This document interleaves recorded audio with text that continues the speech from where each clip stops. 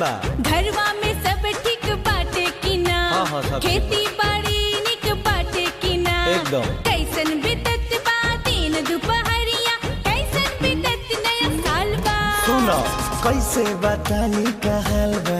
अच्छा तोहरा बिना जियल मोहाल बा। काहे? घर दुआर सब कुछ ठीक ठाक बा। खेती बाड़ी सब फिट फाट बा। भइल पहाड़ नियन दिन दुपहरिया, सुना सुना नया साल बा। सुनना औरी बतावा का हाल अरे बा? का तोहरा बिना मन बेहाल बा। धक पगला। लव यू ए हमार रानी, तनी चुम्मा दे दो। लाज लगता। काहे लगाता रे? हाय निंदिया ना आवे